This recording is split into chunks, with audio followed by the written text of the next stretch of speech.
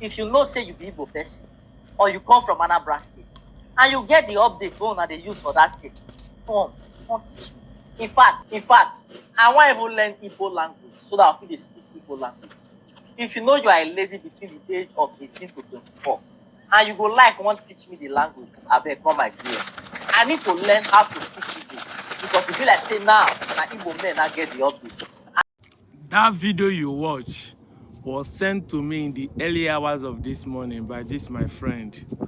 Thank you very much for always bringing some information close to me. My Isele-Uku brothers, listening very attentively.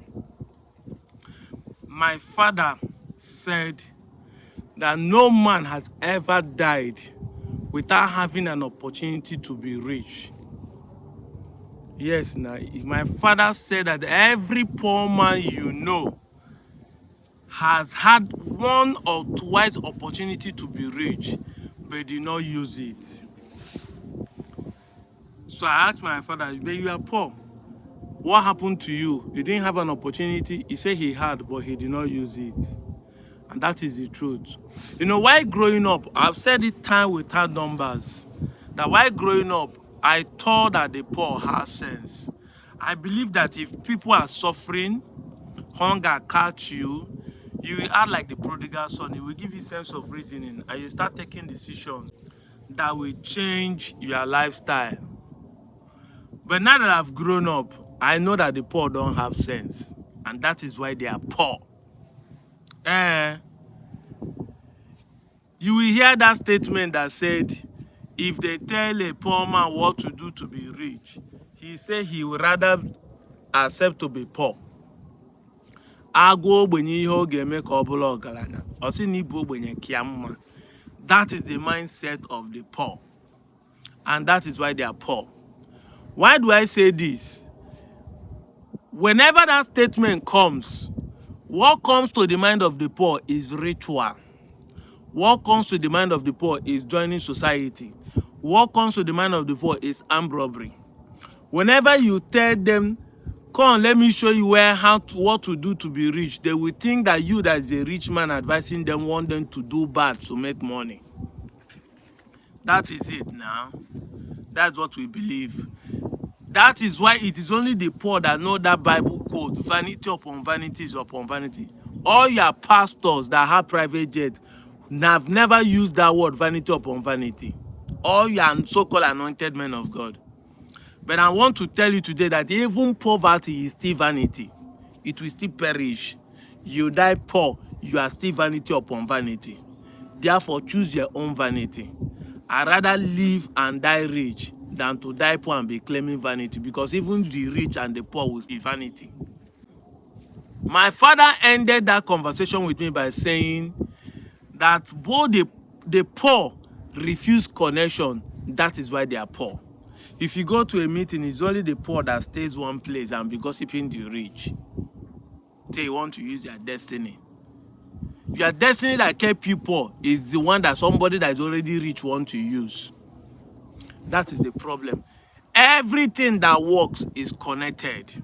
It is a saying that I learned from my father before I started hearing it from other places, even when I was a kid. You see, they connected.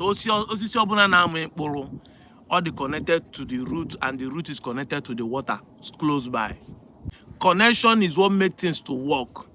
That's why they will tell you the people you associate with matters a lot. However, all this grammar I blow is not where I'm going to. I'm not giving you an inspiration to become rich. I'm not giving you an advice. If you like, be rich, or if you like, don't be rich. That is your cup of tea. What I'm dragging to you is this. That man you saw in that video is former House of Representative Emeka Nwobi, an Igbo son from Isele-Uku kingdom. You saw him in the Zenko of Ndi Igbo nwele ego, Igbo men with substances do his mother's burial. You saw him there. Now tell me how this man with his name Emeka Nwobi from Isele-Uku will go there and be telling them, say, I they speak Igbo, they be Igbo, but we are not Igbo. We are from where? bombastic side eye. Me and my friend were just laughing over this thing in the morning. They will be looking at me with one corner eye. Who are thou? Now, that's why I keep saying that the rich always accept their identity.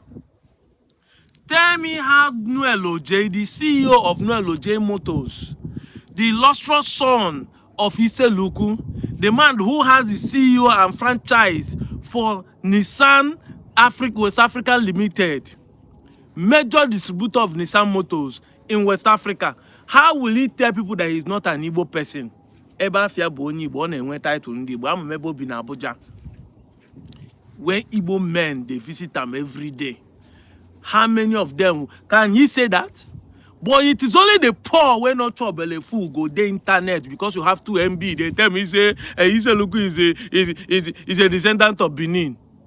Tell me, many of you has an opportunity now to be connected to your Igbo brothers, to be rich. But that statement we make in the village, again, where some of una they make for village, if you go to Isele-Uku, to Onchubo, and some of these are normal places, they hear them, poor people, saying, Ndi don't start again.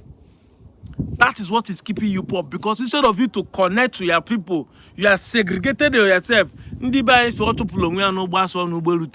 Check yourself, you that is saying that Ndi Igbo. Are you doing better than them?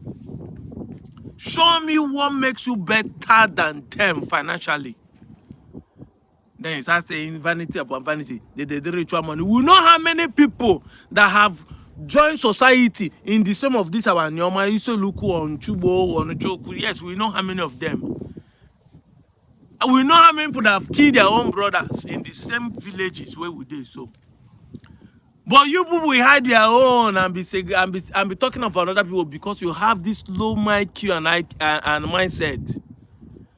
I'm just making this video to let you know that you see the rich, they know who they are. Money gives them confidence to boldly say who they are. They are not afraid of losing anything. You that is poor, that has nothing to lose, is still afraid of losing something that you don't have. No wonder you are poor. I'm out of here, Joe.